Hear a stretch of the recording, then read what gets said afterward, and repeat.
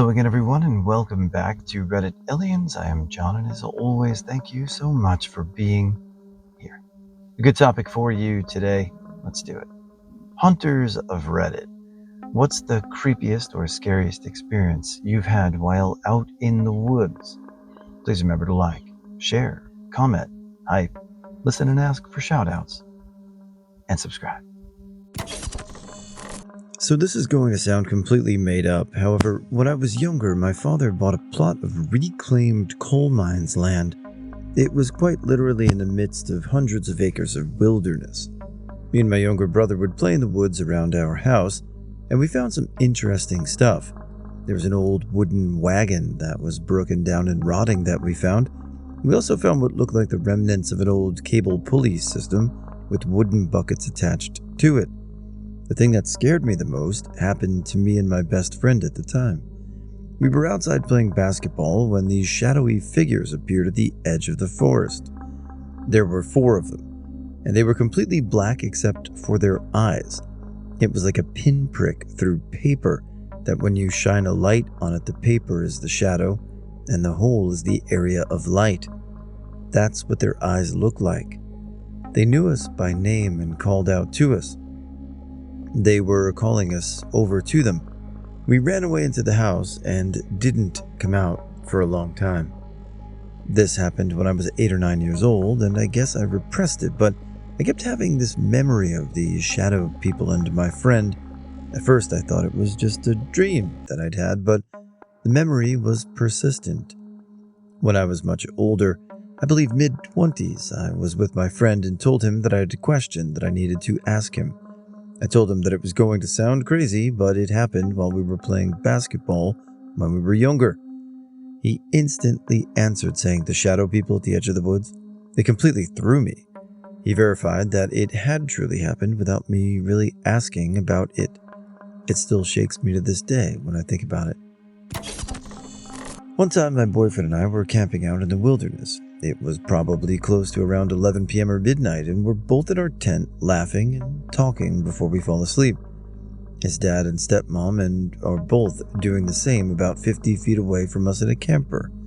The conversation died for a second, and as it was quiet, we hear a freaking roar. Imagine a man full-on roaring, like the most anguished yell I'd ever heard, but it was way bigger, way more powerful sounding. There's no doubt in my mind that this was not human, but I couldn't think of a single animal it actually matched up with. Neither of us are new to wilderness. He grew up in that forest and has probably slept more nights out there than he could count. I'm a really big camping nature enthusiast myself and have heard so many different animals make so many different noises. As this is going on, both of us are completely paralyzed, so I know he can hear it right along with me. The noise dies out, and as soon as it's been quiet for more than a few seconds, dozens upon dozens of coyotes start answering back in every direction. Yipping, crying, just everything in this dead quiet forest is completely filled with them calling all over. This goes on for what feels like forever before the yell comes back out again. All of the coyotes stop at once. The only thing you can hear is that roar. It sounds like it's miles away from us, but right next to us simultaneously. The coyotes all have stayed completely silent after that. Both of us have been quiet, listening the entire time. Then the yell goes dead. There's no noise after. The entire forest is silent, and it takes me a minute to ask if he heard it, already knowing that he did.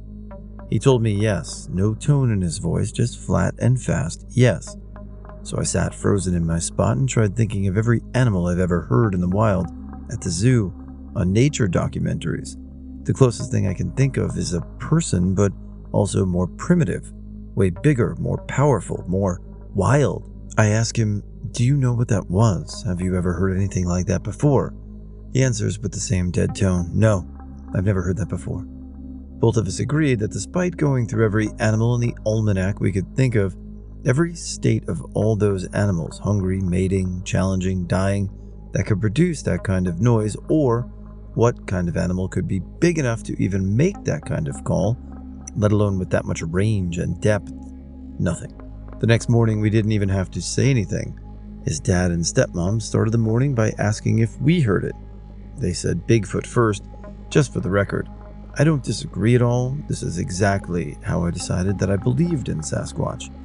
I've searched on YouTube, and I found some really similar calls. Nothing is matched perfectly, depth, length of call, that sort of thing, but some of them are almost so spot on that I don't have a problem thinking they're made from the same thing. A buddy and I went hunting over a long weekend a few years ago. We hiked into our camping terrain and stayed in a tent. This was in middle of nowhere in the Norwegian wilderness, and we had exclusive hunting rights to the area, so we didn't really expect any other people to be there. No cell service within something like 5 to 6 kilometer radius, and something like 10 kilometers to our cars.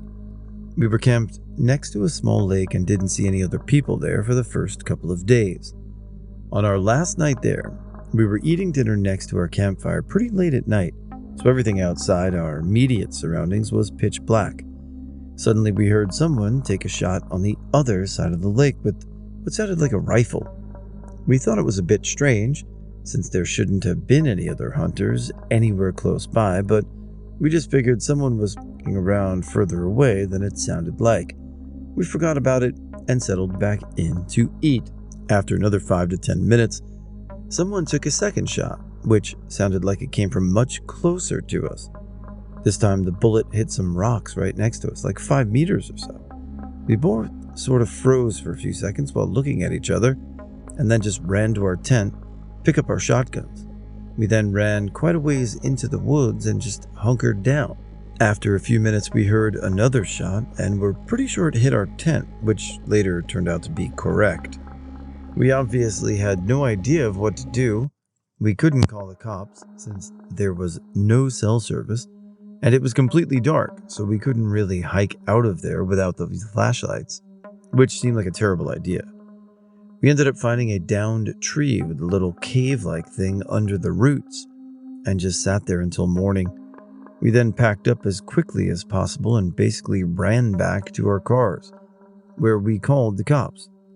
The cops took it pretty seriously, it seemed like, but nothing ever came out of the investigation. Still have no idea what happened or who could possibly have done it. There was absolutely no reason for anyone to be out there with a gun, unless they were poachers, which is almost unheard of in Norway. I've never been so scared in my life, and it definitely took a few years before we went back. LOL. I'm always going to go back to the forest, and this isn't a hunting story, but here's one unknown thing that really freaked me out. I was hiking the highest peak in Utah with a small group over one 4th of July weekend, and we had to backpack in about 12 miles to where we would set up camp. One of the guys in our group owned 2 pack llamas and brought them along to carry some stuff. The owner said the llamas are very territorial and will make it a high-pitched gobbling sound if they feel threatened. I thought that was weird and didn't really believe him. On the second night after summiting the peak, I had a crazy headache and wasn't getting any sleep in my tiny single-person tent. I'd been laying there for hours after everyone else had gone to bed, and it was late into the night when I started hearing gobbling from the llamas in our camp. Sitting alone in a tent with no protection and not knowing what is looming around my campsite did not make for a fun night, and that was the last time I slept in a tent. In the morning, everyone said they were asleep and did not hear anything. Any stories that discuss the woods, being alone in them, or even with a small group and that unsettling feeling is always up there in some of my favorite topics. We had a few Bigfoot stories here today, which I can't say that I honestly believe in. I think at this point with technology, and radar, and tracking, and trail cams, you would think something would come up, but again, maybe. Maybe they've been around a long time and they know how to avoid that type of stuff. But it's fantastic to imagine, but again, with no documented proof at this point now, it's a little tough for me to swallow. But still, what was the sound that they heard out there in the woods? I live in the Pacific Northwest, and I've been an outdoorsy type ever since I was a child. Always been a fan of foraging for food and hiking, but I had an experience a few years ago that changed that. I was up in some deep forest just foraging like usual, and out of nowhere I had this chill run up my spine and felt an intense primal fear. I immediately became scared because I've never had this kind of intense fear grip me. I thought it was a black bear nearby or a cougar stalking me, so I pulled out my handgun and started to creep around looking for a safe place. I found this little clearing and crouched down so I could listen to the forest. I didn't hear anything except the usual little rustle and wind, so I thought it was okay. I get up to leave, and I see this enormous hulking thing watching me about 50 yards away, maybe 20 yards inside the forest, on the other side of the clearing. Not even hiding, just standing there like a fucking tree. I actually thought it was a tree at first because it was probably 8 feet tall and 3 feet wide. Must have been 800 to 1,000 pounds. As soon as I saw its eyes, I was paralyzed with fear. Probably would have myself if I had any in my system. And it was super quiet too. I never heard it even when I started to walk off. I just felt its presence nearby. Not a "this thing wants to kill me" presence, just a "this thing could kill me if it wanted to and easily" kind of fear. I just stand there looking at it, looking back at me. After about 30 seconds that felt like an hour, I started to back away slowly, keeping close to the ground in a kind of "I don't mean any harm" way. Soon as I started to move, it just walked off. I think it had a fair bit of intelligence, and once it saw I didn't want to do any harm, it just left. I might have also just been curious, so yeah. Saw a Bigfoot once, and it scared the living hell out of me. And let me tell you, a handgun wouldn't have done shit to this thing, except piss it off. Even a shotgun might not have stopped it. Heard one while camping in the deep forest a few years later too. It had this weird scream like an angry man animal. Too deep to be a human, and definitely not an animal. It was like some animal human being. Wailed like an angry banshee. And I've been out in the forest for enough years to be able to identify all the animal calls, so I know this wasn't anything animal. If I go hiking or camping these days, it's right on the edge of the forest, in a area that plenty of people go around. F going exploring in the deep forest. By the way, I've been in the deep forest probably over 1,000 to 1,500 times, and only ran into this creature once, and only heard it once, so it's exceptionally rare. I was out hunting with my dad and his friends, all good guys. We split up into different posts. I was with my dad since I didn't have a license at the time. We waited for a couple hours, you know how hunting is. Then out of nowhere we hear a gunshot. Normally, we would announce whenever we would shoot through the radio, but this just happened with no warning. My dad used the radio to ask what happened. The two other posts also wondered what was going on, since none of them had fired. Me and my dad were closest to the sound, so we walked over and checked out the noise. Turns out a man had committed suicide just a few hundred meters away from us. My dad saw the body and immediately told the guy closest to the cars to call an ambulance, but he was already dead. My dad didn't let me go get a good look at the corpse, which I thank him for, but I still hear the sound in my dreams every now and then. Easily the most terrifying thing I've experienced. There's a spot in Kentucky, in the Daniel Boone National Forest, that always has and always will creep me out. My father has told me stories of him fishing around the dusk with his cousin at this place. A branch of the local lake leads out this way through the hills.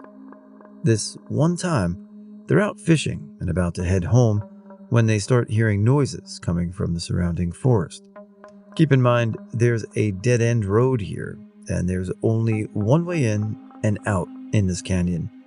There are no houses and no other roads into this place. Out of the woods, people come and they don't say a word. My dad claims that they looked unwashed, clothes torn, just staring them down, like something out of Deliverance. I guess my dad or his cousin flashed a pistol and they both just backed off toward their truck and drove off. The other time, I'm camping out there with a friend. This is sort of toward the end of the same road, which was maybe 5 to 6 miles long, until it hits a dead end. As we're sitting around the fire, midnight, we begin to hear forest noises. No big deal, right? Could be a deer or a raccoon or possum or something shuffling about. Then we begin to hear splashes further away in the water. It sounded like maybe a carp was splashing around, and it sounded pretty far off at that. No big deal. The shuffling gets louder from all sides, and the splashing increases in volume as well as frequency, until it feels like something is right on top of us. We have no idea what, so we drop everything and hop into my truck and drive off. After many discussions, we've never arrived at a conclusion, and we have never gone back. Pig hunting in the bush in Gentleton NSW in Australia. Me and my mate were stalking 2 pigs merrily degrading a riverbank. These things are environmental poison to waterways. Anyway, we're downwind and totally still about 30 meters away in the brush, about to take our shots with our 308s when 2 pigs absolutely piss-bolt away. We literally just stand up and shake our heads. No clue what scared them away. I've never seen a pig go from 0 to full flight without a gunshot first. Anyway, we're pretty buggered and decide to pack it in. Just as we're walking back through some pretty thick pine forest, maybe 100 meters away from the hide we lost the pigs, we both hear a growl. I swear to God, it sounded like a lion from an African movie. There's nothing in the Australian bush that makes that sound. Nothing at all. I have never felt fear like that in my whole life. Then I realize no birdsong nearby, and we're pretty damn close to the evening chorus time. So, we are standing for 5 minutes, rifles out in the falling light, no birds, before we decide to head back to the fire trail I parked my ute at. 30 minutes walk in till dusk, rifles out, jumping every time a cocky shrieks. I still don't know what that sound was, but I will never forget how primally afraid it made us, like evolution had programmed us to endigen our underpants when hearing it. I have not hunted that area since, and that was in 2006. I used to live in northern Wisconsin, a ways north of Minnetonka. Our house was against a mostly endless chunk of forest, and I used to go walking all day with my dog, some lunch, a compass, and a .22, just to plink away at squirrels or whatever varmint. One fine day I had ranged particularly far into a mossy, low area with soggy ground. The forest had that eerie stillness that seems unnatural that humans don't like. I came out into a clearing with a slightly raised area and saw it was this cobbled together town, I shit you not. Had a little main street and maybe 7 to 10 buildings. One of them was even 2-story. For a minute, and my dog knew to do the same and just watched. I decided it was a nice place. The clearing let a little sunlight in. The shanties were decorated with those leftover carpet squares. I could see Christmas lights strung up, probably for light, not festive purposes. Nothing moved, no sounds. So I took a few steps in, gun in hand, not on shoulder. I leaned in the doorway to the first shack. It was well lit via some windows, and it was clearly an apartment. Some candles and a bunch of shitty magazines. It had a bed, a makeshift bookshelf, and a makeshift kitchenette. There was a bit of uneaten food that had not yet rotted on the bookshelf. That last one really caught my attention. I usually go quietly in the woods, but I hadn't been approaching with stealth in mind. Looked at my dog, saw a ridge of hair on his back. At this point I felt very foolish and conspicuous. Decided it was time to get the fuck out. My .22 wasn't going to stop anyone, and it was of course a rifle, poor for close quarters against multiple moving targets. So me and the pooch noped the fuck out of there. After we were about 500 yards, we jogged for about 30 minutes just to gain distance. We made sure to cross a few streams and alter course a few times. Later in life, I did a mission to go back there. This time, I approached with stealth in mind. No dog and a different gun. No shanty town, all gone. But I could still clearly see signs of where the shacks used to be and their community fire pit. I assumed they went deeper. I used to hunt to fit in with the family many years ago. Didn't care for it, wasn't good at it, went and did it anyways. One of my first kills was a fawn. It was awful. I didn't mean to shoot a fawn. There was a whole herd of whitetails scattered around a field that we stumbled upon. The bastard donor I was with who wasn't into hunting properly, so we came upon them driving at dusk, and he demanded I hop out of the vehicle and shoot at them from the truck door. I shot at the first brown thing that came into my sights. It was standing half behind a hilltop, and I thought I'd shot at the doe. I was wrong, and let me tell you, there's nothing like watching an entire herd of whitetails scatter, except for one lone doe who stays behind, standing there and calling loudly for her baby. I'll never forget how horrible it was. She didn't leave when we started approaching the fawn either. I got the gut-wrenching experience of watching her baby try to get up and run to her, but be entirely unable to because her front end was mangled, while she cried out for it more and more frantically. Eventually, she ran when we got too close, but she didn't go far. She stayed at the tree line while the bastard donor fired round after round point blank into the fawn's neck, missing each time and putting the animal in more and more distress. He was breaking its back, he said. He didn't. Eventually, it just bled out. I don't know when the doe left. She was gone when the fawn died. I was never able to go into the fields after that. I'd questioned the family's hunting abilities for years at that point. I'd had concerns about their practices before seeing firsthand how ruthless, dangerous, and cruel so-called experienced hunters could be, and being thrown into the situation of being a danger myself left me terrified of being in the trees or fields with someone like that ever again. I'm still a massive supporter of safe, legal hunting, and I completely understand the appeal of it as both a sport and a lifestyle. A freezer full of meat saves a lot of money.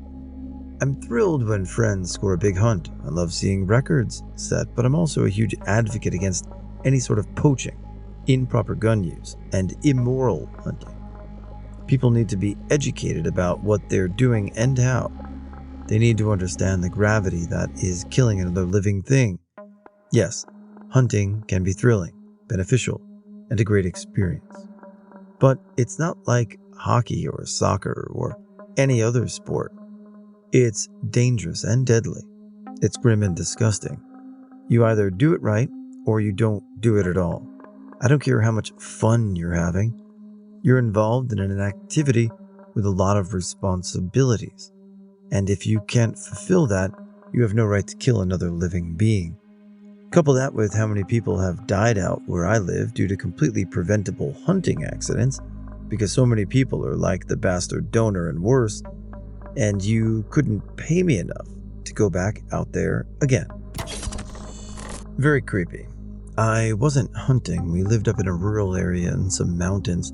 Dirt roads, switchbacks, the whole thing. Anywho, we were coming home from school, so maybe 4-ish, when we noticed distinct drag marks across the dirt road. Pulled over and got out to inspect and found a dead deer down from the road in this little flat area before it dropped off down a very steep mountainside. Blood still looked fresh and no tire tracks had gone over the drag markers yet, so it seemed like it had happened recently. Once we found the deer, we hopped back into our vehicle. We have bears, mountain lions, etc., and we didn't want to be too near a recent kill. A few days later, my mom, sister, and I decided to go walk the backside of the property towards the road where we saw the drag marks. We ended up crossing onto our neighbor's property. They were never there and said they didn't mind if we walked around, and kept going until we started to notice old blood splatter. Now, this is in an arid part of the Pacific Northwest, so it was more filled with tall grass and sagebrush with pine trees. Not a lot of undergrowth.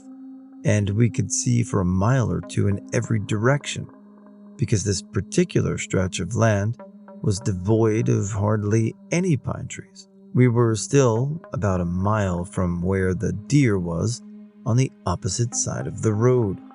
All of a sudden, we heard the loudest dog panting sound ever. It sounded like it was all around us in an instant. We were all so confused, and I remember glancing around, thinking maybe one of our dogs had gotten out and chased us down here. The grass was only about to knee height, and we could not figure out where the sound was coming from. It was loud, and then it just stopped. Just silence. At this point, all three of us were spooked and we booked it home. Never could see or figure out what made that sound. Needless to say, we did not venture down that way for a long time afterwards. Doing some preseason recon in the Rockies. On the way out, we retraced our steps and they were overlaid by mountain lion tracks. It was dusk and we moved real quick the rest of the way out. Elk archery season had two bull moose come up and start fighting not 10 yards from us while taking a quick lunch and checking a trail cam. Took them nearly an hour to move out far enough we were comfortable moving away. Elk rifle season. Got pinned by a cow elk on the old logging road out. In the dark. After a while we realized she wasn't backing off because she had a calf. Ended up circling extra wide on the way back to camp. Elk archery season. Out 3 days in a wilderness area. We knew the wildfires were going on, but they were far enough out we didn't think it would be much of a problem. Midday, the ash was so thick. It was brighter than dusk, and the sun was a blur. Breathing was difficult. Apparently the wind shifted and moved the fire real fast our way. Made it back to camp and packed. 2 days later, the whole region was completely burnt up. I was quite young with a white-tailed deer license, hunting out on a section of property completely alone for the first time. My parents were right to put me out on my own. From a preparedness, safety, and training standpoint, I was ready. From a the unknown will not murder you standpoint, I was not ready. My dad decided that because the weather was warm and the moon was at half, he'd see if the deer were moving later than shooting times. Unfortunately, we had no radios to communicate this decision, so I'm just a young kid marooned in a friggin' tree as darkness falls. The moon is beginning to be the only illumination what's around me, and I hear something that sounds like a combination between schizophrenic kid babbling in whispers and a squirrel fighting itself at the base of the tree I'm standing in. I'm sweating and finally caught a glimpse of it passing an alleyway and just viewing of my stand, just a damn fox. It wasn't a big deal in retrospect, but I can still hear that weird whisper at times. I started hunting in 2020 because I was tired of being cooped up. My wife's family has 9 acres and several acres of untouched woods, so I was given the opportunity to use their tree stand. I went out several times last year, but only ever saw 2 deer. Never got a shot off. Mostly it was just an incredible time to be in nature and witness creation. I was out hunting one evening and it was dead silent in the woods. There's a highway nearby, so there's constant drone of semi-truck and cars, but the sounds of the woods typically take over and you feel extremely isolated. I was listening as best I could for any sounds in the woods when an insane amount of gunshots went off right behind me. The gunshots sounded like they were 10 feet behind, but it was surprising me so bad I almost fell out of the tree stand. I jumped up, grabbed my orange hat, and started waving it around furiously so that whoever was shooting near me would know I was out there alongside, and I looked around and didn't see anyone. I sat there for another 15 minutes, gathered my stuff, and sprinted out of the woods, holding my orange above my head. When I got back to my in-laws' house, they were also extremely confused and relieved to see I was okay. I still have no idea who fired the gun, but I thought I was going to die, for sure.